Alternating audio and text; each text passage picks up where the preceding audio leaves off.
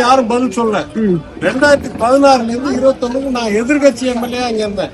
அப்ப இந்த பிரச்சனை எல்லாம் இல்ல. இன்னைக்கு ஆளுங்கட்சியா நாங்க இருக்கோம். என்ன மாறி இருக்கு? அன்னைக்கு இல்லாத பிரச்சனை இன்னைக்கு இருக்குன்னு நான் கேட்கிறேன். அதுக்கு பதில் சொல்லுங்கன்னு கேட்கிறேன். என்ன மாறி இருக்கு? மாட்டு எண்ணிக்கை அதிகரிச்சிருக்கா, இல்ல நபர் எண்ணிக்கை அதிகரிச்சிருக்கா? ஏன் அன்னைக்கு இல்லாத பிரச்சனை இந்த அம்மா எனக்கு தெரியும். ஏன் அன்னைக்கு இல்லாத பிரச்சனை இன்னைக்கு இருக்கு? என்ன மாறி இருக்குன்னு நீங்க தானே இங்க தங்குறீங்க. சொல்லுங்க என்ன மாறி இருக்குன்னு. பிரச்சனை வருது.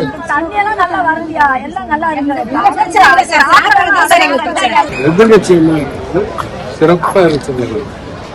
ஆளுங்கட்சி மோசமா எண்ணிக்கை வீடு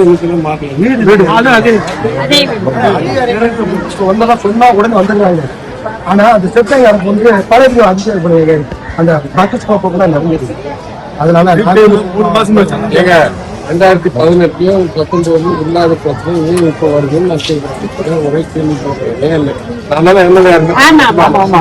போட்டு கொடுத்தேன்.